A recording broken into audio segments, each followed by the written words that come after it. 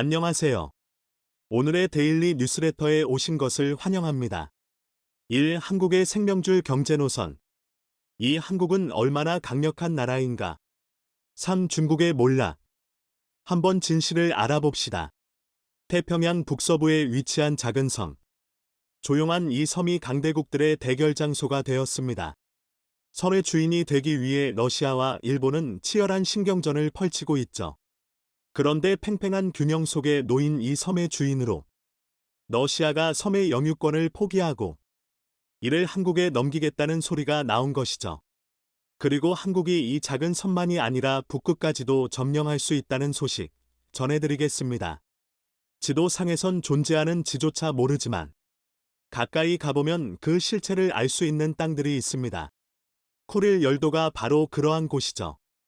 러시아 사할린주에 속해 있는 섬들로 러시아 캄차카 반도와 일본 홋카이도 사이에 존재하는 무수히 많은 섬들을 지칭하는 곳입니다. 다 합쳐서 면적이 10,000 스퀘어 킬로미터 정도 되며 원주민인 아이누족들이 살고 있는 섬이었고 1900년대 이전만 해도 일본과 러시아 양쪽 모두 관심이 없던 곳이었습니다. 하지만 20세기 들어 이 지역은 쿠릴 열도의 지정학적 위치가 영토 분쟁의 핵심이 되었습니다.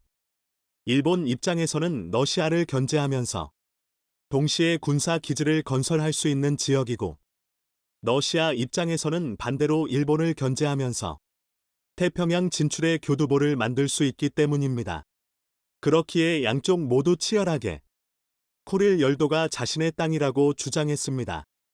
현재 영토 분쟁의 핵심 지역인 남쿠릴열도 4개 섬은 러시아가 실제로 차지하고 있습니다. 러시아 대통령 푸틴은 일본의 쿠릴 열도를 발환하는 계획 따윈 없다며 영토 보전에 대한 강력한 의지를 드러냈습니다. 러시아의 영토는 절대 일본에 넘겨줄 수 없다는 것이죠. 이에 질세라 일본은 2020 도쿄 올림픽 사이트에 쿠릴 열도를 자국 영토라 표시하며 러시아와 맞불을 놓았습니다.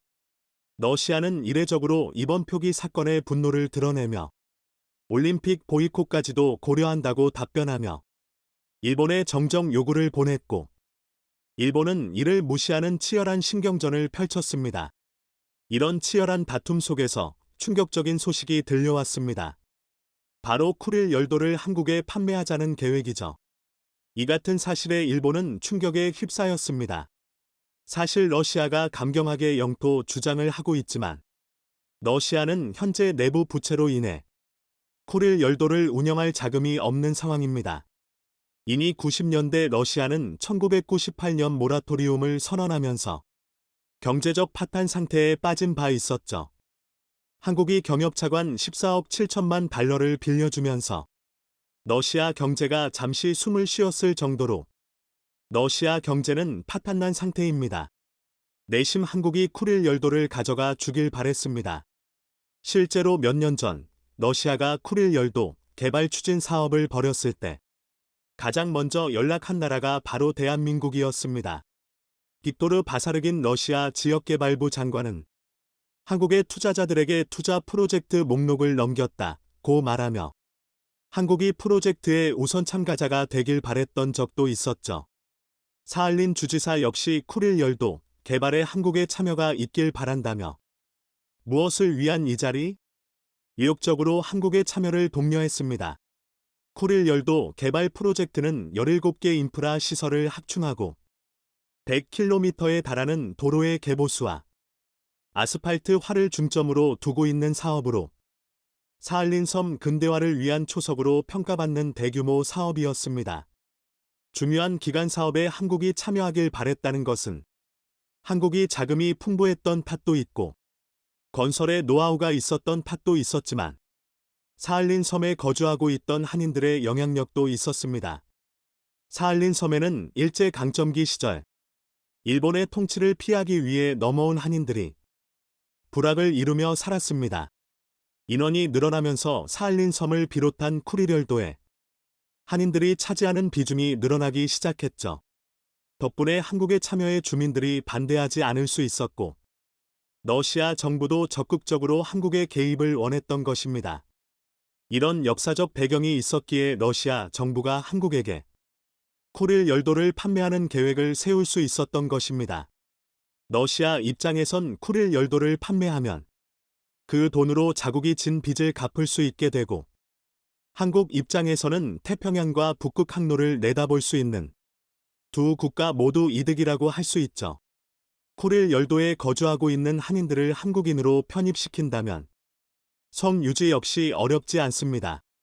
무엇보다도 한국 입장에서 가장 좋은 점은 북극까지 내다볼 수 있는 군사기지를 세울 수 있다는 점입니다. 최근 북극 항로에 대한 각국의 관심이 뜨거운 상황인데요. 러시아와 미국은 물론이고 심지어 중국과 일본까지도 북극 항로 선점 경쟁에 뛰어들었습니다. 북극 항로를 이용한다면 기존 항로보다 몇천 km는 줄어든 거리를 이동할 수 있기에 물류 공급에 유리한 고지를 차지하게 됩니다. 더군다나 북극에 잠들어 있는 석유는 물론이고 각종 귀금속 개발까지도 노려볼 수 있게 되어 미래 국가 경쟁력에 있어 중요한 사업이죠. 이제까지는 한국이 북극 항로 경쟁에 뛰어들 명분이 없었으나 쿠릴 열도를 한국이 가지게 된다면 명분은 물론이고 실제적인 이익까지 차지할 수 있기에 러시아의 판매를 거절할 이유가 없게 됩니다. 또한 쿠릴 열도 인프라 사업이 성공적으로 마무리된다면 쿠릴 열도를 거치는 대륙 횡단 열차 사업까지 바라볼 수 있는데요. 기존에는 북한이라는 방해물 때문에 시베리아 횡단 열차를 통한 철도 사업이 불가능했습니다. 그런데 한국이 쿠릴 열도를 병합해 한국 땅으로 삼는다면 쿠릴 열도로 시작되는 기차 선로를 건설해 러시아 모스크바는 물론이고 베링 해협까지 연결하는 알래스카 횡단 철도까지 건설할 수 있습니다. 물류 사업을 통한 동북아시아 허브 창구로서 한국이 일본을 제치고 중심 국가로 거듭날 수 있게 되는 셈입니다. 러시아도 횡단 열차를 통한 혜택을 볼 수 있기에 쿠릴 열도 판매로 한국과 러시아 모두 이득을 볼 수 있는 상황이죠. 러시아의 쿠릴 열도 판매 계획이 새어 나오자 일본은 다급하게 쿠릴 열도 문제를 해결하기 위해 러시아의 쿠릴 열도 2개 섬을 포기할 수 있다고 말하며 다급하게 러시아의 마음을 달래려는 움직임을 보였습니다. 블라디미르 푸틴 러시아 대통령과 전화 통화로 남쿠릴 열도 4개 섬 중 쿠나시르 섬과 이투르프 섬의 영유권을 포기하고 러시아와 영토 문제 갈등을 조속히 매듭짓고 싶다는 의사를 밝혔습니다. 한국이 쿠릴 열도를 차지한다면 일본 입장에서 난감할 수밖에 없기에 성을 포기해서라도 러시아와의 영토 갈등 문제를 해결하겠다는 일본의 의지가 드러난 행동이라 볼 수 있습니다. 그만큼 일본은 한국을 의식하고 있는데요. 특히나 쇄빙선 기술에서도 탁월한 기술을 보유한 대한민국이 쿠릴 열도까지 차지한다면 북극 항로까지도 한국이 장악할 수 있다는 예측 때문에 일본은 필사적으로 쿠릴 열도 협의를 매듭지으려 하고 있죠. 한국 입장에서는 아쉬울 것이 없는 상황입니다. 러시아가 쿠릴 열도를 넘겨준다면 그것만으로도 한국에게는 큰 이득이면서 한국은 너무나도 유리한 패를 쥐게 되었습니다. 꽃놀이 패를 쥔 한국이 앞으로 세계 최강대국의 위치를 유지하길 바라며 북극 항로도 한국이 장악해 북극까지도 한국이 노려볼 수 있기를 기원하겠습니다. 푸틴이 놀라운 결정을 내렸습니다. 러시아가 시베리아에 보유한 차얀다 유전을 포기하고 이를 한국에게 차관 대신 넘기겠다고 결정한 것인데요. 이 결정에 중국 정부가 격분했다고 합니다. 그동안 러시아 차얀다 유전으로부터 많은 양의 원유를 수입하던 중국. 한국에게 차얀다 유전이 넘어가면서 중국 정부는 위기에 봉착한 것인데요.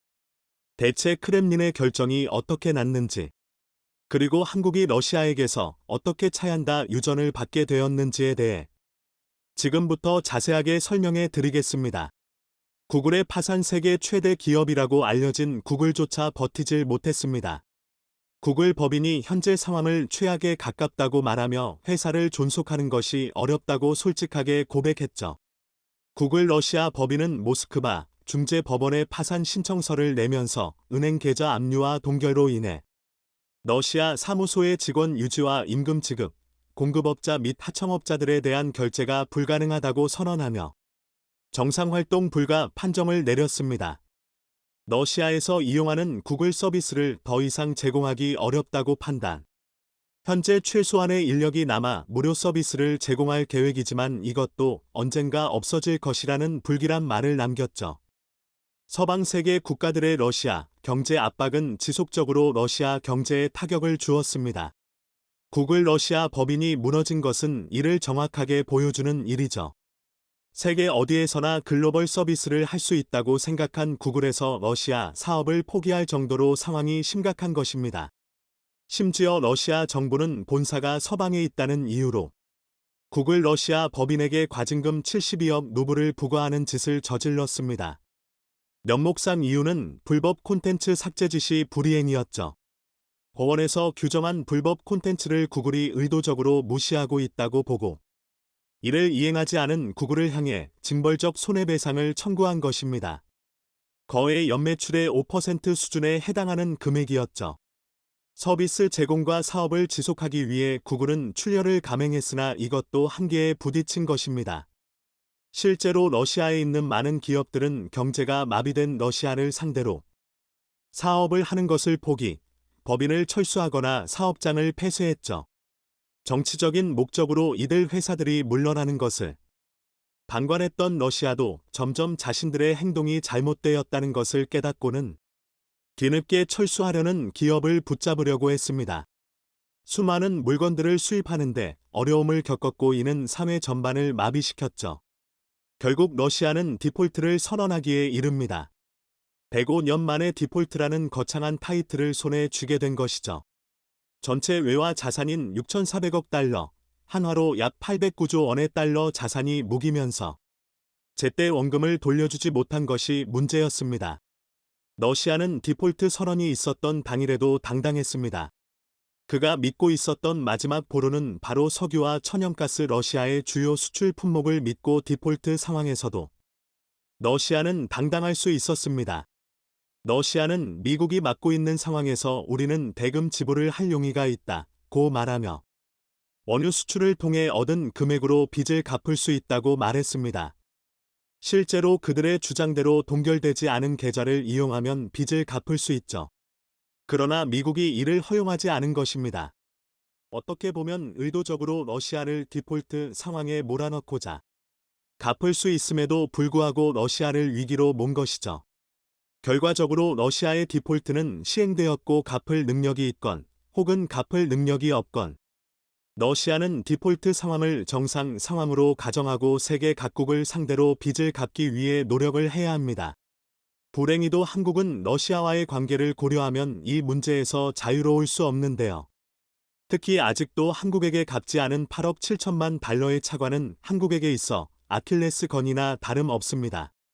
1990년 노태우 정부와 소련의 고르바초프 총서기와의 수교 당시 소련은 한국에게 경제협력 차관 30억 달러를 요청했습니다. 당시 한국에겐 큰 출혈이었지만 예정된 약속을 지키기 위해 14억 7천만 달러를 러시아에 송금해. 그러나 소련이 패망하고 한국은 소련에게서 돈을 받지 못하게 되었습니다. 소련의 후신으로 탄생한 러시아에서 그 대금을 갚겠다고 나서면서 한국과 러시아 사이의 길고 긴 불곰 사업은 이렇게 시작되었습니다. 덕분에 한국은 러시아의 우수한 군사기술의 집약체인 현물들을 받을 수 있었고 이를 분해해 분석한 덕분에 지금의 방산 능력을 한국이 갖출 수 있게 되어 사업은 성공적이었다고 볼 수 있었습니다. 하지만 완전히 러시아로부터 그때 빌려준 돈을 회수하지 못했죠. 2022년까지 이 문제는 이어졌고 제3차 불곰 사업으로 이어질 뻔했습니다. 그러던 와중 우크라이나 러시아 전쟁이 터지면서 논의는 완전히 사라졌습니다. 심지어 러시아 디폴트 선언까지 나오면서 돈을 받기에 힘든 상황이 되었죠. 한국 정부는 서방 세계는 물론이고 러시아 정부와 협조를 통해 돌려받지 못한 8억 7천만 달러를 어떻게 해서든 회수하려고 했습니다. 이자까지 포함하면 원금 8억보다 더 큰 금액을 한국 정부는 러시아에게서 받아야 하는 가운데 러시아 정부는 한국을 비호국으로 지정하면서 대화를 거부했죠. 그런데 러시아 정부가 한국을 상대로 빚을 갚겠다고 나선 것입니다. 푸틴의 지시로 한국에게 러시아 차얀다 유전을 주는 것으로 빚 청산을 하겠다는 이야기가 나온 것입니다. 크렘린의 지시에 러시아 당국에서는 놀랍다는 반응이 나왔죠. 이제까지 빚 청산에 의욕적으로 나서지 않던 러시아가 갑작스럽게 디폴트 선언 이후로 빚을 갚겠다고 나선 것에 많은 전문가들이 의아함을 보였는데요. 그런데 최근 G7이 결정한 정책이 푸틴의 마음을 바꾼 결정적인 원인이 된 것으로 알려졌죠. 바로 원유 가격 상한제입니다. 한마디로 천정부지로 솟구치는 원유 가격의 족쇄를 채운 것인데요. 수요 공급의 자연스러운 순리대로라면 공급보다 수요가 폭증하는 지금 시점에 가장 이득을 봐야 하는 주체는 러시아입니다. 억지로 거래를 하지 못하게 막으면서 러시아산 석유의 가치는 부르는 게 갑일 정도입니다. 러시아 역시 이 사실을 잘 알고 뒤에서 몰래 원유를 거래 중국이나 북한, 인도 등 다른 국가와 거래를 하면서 달러를 확보할 수 있었습니다. 그런데 G7 정상회의에서 가격 상한제를 채택함에 따라 일정 이상 금액으로 거래가 불가능해지면서 러시아에 빨간불이 들어온 것입니다. 이 결정이 가져다준 충격이 생각 이상인 것이었죠. 현재 러시아가 전쟁을 수행할 수 있는 이유도 그리고 서방 세계의 경제 공격에도 버틸 수 있는 힘이 석유였지만 가격 상한제가 도입되면서 러시아는 달러를 제한적으로 벌 수밖에 없게 되었습니다. 윌리엄 코트니 전 미국 대통령 특별보좌관은 언론 인터뷰에서 서방의 제재가 적절한 공격, 스트라이크이 되었다고 말하며 푸틴을 생각 이상으로 압박했다고 분석했습니다. 그 결과 푸틴이 차얀다 유전을 넘기는 결정까지 하게 된 것입니다. 대규모 유전을 한국에게 넘겨주고 빚을 빠르게 청산하겠다는 것이죠. 이 소식이 크렘린 발표로 나오자 당황한 것은 바로 중국이었습니다. 러시아의 풍부한 천연가스 자원들은 시베리아 전역에 퍼져 있고 그 중에서도 많은 양의 자원을 보유하고 있는 곳이 시베리아에 위치한 사하공화국입니다. 야쿠티아 공화국으로도 불리는 사하공화국의 보물인 차얀다 유전은 7,910만 톤의 원유를 보유하고 있는 곳으로 러시아 국영기업인 가즈프롬은 이 지역 일대를 개발 송유관을 건설해 주변 국으로 수출할 계획을 세웁니다. 가장 중요한 파트너로 중국이 선정되었죠. 에너지 수급에 항상 어려움을 겪었던 중국은 차얀다 유전에서 뻗어 나온 송유관을 중국 발전소까지 연결하는 가스관 사업을 추진. 이를 통해 막대한 원유를 얻을 수 있었습니다. 러시아도 파트너인 중국과의 협력을 바라던 입장이라 중국의 송유관 건설 사업에 돈까지 투자하며 적극 지지해 주었죠. 그 결과 시베리아의 힘이라는 대규모 송유관이 건설되었고 중국은 매년 차얀다 유전을 통해 연간 380억 세제곱미터의 천연가스를 중국으로 가져올 수 있게 되었습니다. 중국 리커창 총리와 드미트리 메드베데프 러시아 총리는 양국 교역을 2024년까지 2천억 달러 이상으로 늘리기로 합해 중국은 차얀다 유전을 통해 전달하는 원유량을 늘릴 것을 러시아에게 요청했고 러시아는 이 제안을 받아들였습니다. 중국에게 있어 알짜배기나 다름없는 이 차얀다 유전을 한국에게 넘긴다는 소리를 듣고 난 뒤 베이징에서는 크렘린을 향해 격분하지 않을 수 어어준 한국에게 사업권이 넘어간다면 원유가 한국으로 넘어가 중국은 충분한 양의 석유를 가져가기 어려운 상황. 가뜩이나 나토를 통해 한국과 중국이 대립각을 세우고 있어 중국에 대해 한국이 불만을 품고 있는 와중 중국의 약점이라고 할 수 있는 유전까지 넘어가면 중국 입장에서는 골치 아플 수밖에 없습니다. 왕이 외교부장은 러시아의 결정에 의문을 품었다고 얘기하며 크렘린의 선택은 이해할 수 없다는 평가를 내렸는데요. 하지만 러시아는 어디까지나 합리적인 판단으로 차얀다 유전을 넘기면서 빚에 대응하는 것입니다. 디폴트 상황에서 빚을 가지고 있는 것은 위험을 가중시키는 일 최대한 빨리 빚을 청산하는 것이 러시아 입장에서 유리하기에 차얀다 유전을 넘기는 것은 러시아에게 이득이 되는 일입니다. 결국 우크라이나 러시아 전쟁으로 인해 한국은 의도치 않게 중국을 견제하면서 동시에 엄청난 유전까지 손에 넣게 되었는데요. 불곰 사업에 이어 유전에 이르기까지 러시아는 한국에게 아낌없이 베푸는 모습을 보여주었습니다. 석유까지 손에 넣어 거칠 것이 없어진 대한민국. 중국의 1대1로 주변국들이 경제 위기에 빠지며 급기야 붕괴에 직면하는 최악의 상황이 벌어지고 있습니다. 작년엔 중국의 막대한 외채 때문에 경제난에 시달린 스리랑카에선 시위대가 대통령궁을, 그런데 현재 스리랑카와 같은 상황인, 즉 중국의 빚의 함정에 빠진 곳이 10여 개 국가에 달하면서 이들 모두 빈곤의 나락에 빠졌다는 충격적인 소식이 전해졌습니다. AP에 따르면 파키스탄, 잠비아 등 12개국 대부분이 외채의 절반 이상 중국 채무였으며 정부 세수의 3분의 1 이상을 에티부채 상환에 쓰는 것으로 드러났습니다. 하지만 최근 중국 내 경제 상황도 하루가 다르게 심각해지고 있는데 심지어 중국 경제가 몰락하고 있다는 여러 가지 신호들까지 포착되고 있는 상황입니다. 그런데 이 상황에 한국이 중국 몰락을 더욱더 가속화시키고 있다고 하는데 어떻게 된 일인지 자세히 알아보겠습니다. 중국 경제를 둘러싸고 각종 대내외 악재가 겹치고 있는 가운데 중국이 빚더미에 가라앉을 엄청난 위기에 빠졌습니다. 재정 상황이 어찌나 심각한지 중국 지방정부가 3경 원이 넘는 부채로 인해 난방조차 제대로 공급하지 못할 정도라고 해 그야말로 충격을 줬는데요. 블룸버그에 따르면 최근 골드만삭스가 추산한 중국 지방정부 부채는 23조 달러, 약 3경 원이 넘어서는 것으로 드러났습니다. 실제로 중국 헤이롱장성 허강시는 재정위기로 지역사회까지 불안감에 휩싸였는데 이곳은 주력 산업이었던 석탄산업 몰락과 팬데믹, 부동산 위기가 겹쳐 재정이 급격히 악화됐습니다. 결국 허가는 재정 수입의 2배가 넘는 부채를 견디다 못해 재정 긴축에 들어갔고 그 결과 기반시설 운영에 지장이 생겨 겨울 내내 난방을 하지 못할 처지에 이르렀는데요. 그런데 더 큰 문제는 중국 내 다른 도시들도 수년 안에 허강처럼 될 거라는 전망입니다. 실제로 미국 싱크탱크 매크로폴로는 중앙정부의 보증이 없다면 중국 지방정부의 3분의 2는 채무를 제때 변제할 수 없다는 게 현실이라고 지적했습니다. 여기에 더해 최근 중국의 숨겨진 채무가 급증하며 중국의 부채 비율이 또다시 역대 최고치를 경신했는데요. 중국 국가금융발전연구소에 따르면 중국의 1분기 말 GDP 대비 총부채 비율은 282%로 역대 최고치였던 작년보다 9%나 급등했습니다. 이 가운데 중국 기업의 부채 비율이 167% 기록하며 가장 두드러졌는데 이는 중국 지방정부의 숨겨진 부채 때문인 것으로 보입니다. 중국 지방정부의 자산을 담보로 인프라 투자 사업을 벌이는 LGFB의 채무는 현재 지방정부의 채무로 잡히지 않고 있어 눈속임을 하는 것 아니냐는 지적인데요.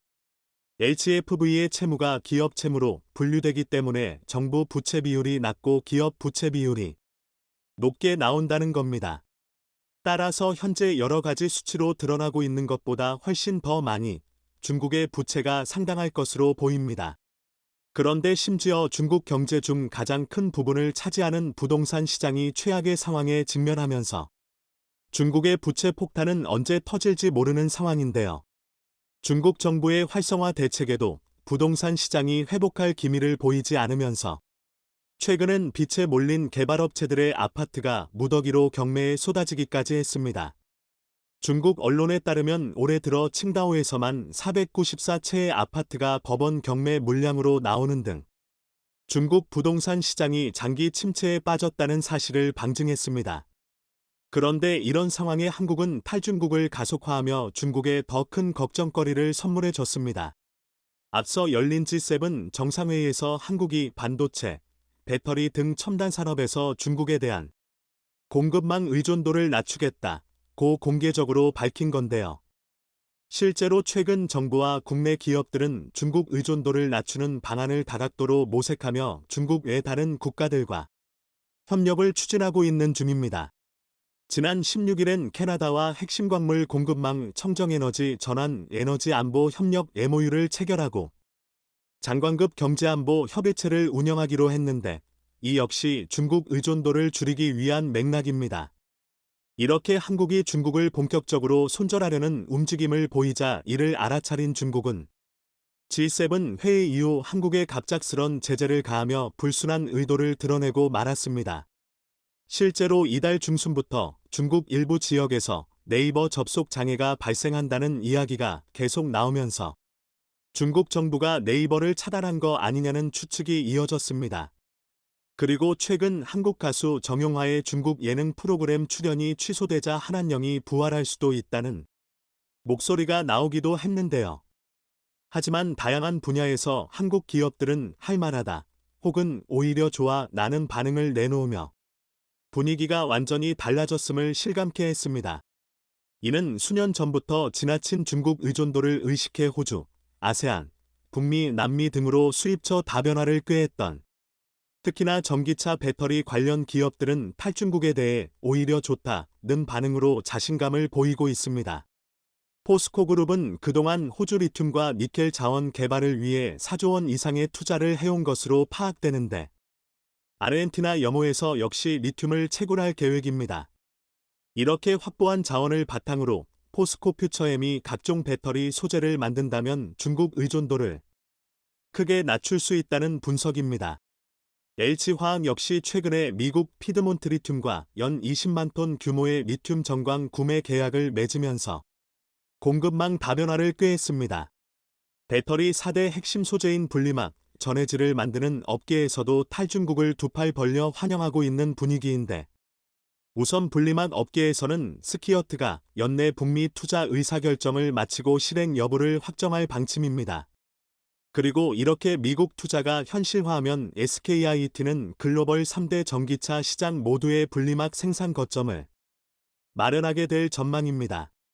전해질 업계는 대부분 북미 투자 계획 수립을 모두 끝낸 상태로 엔캠은 조지아주의 연 2만 톤 규모의 전해액 공장을 가동하는 동시에 테네시, 오하이오, 미시간 등지에 신규 생산 거점을 마련할 계획입니다.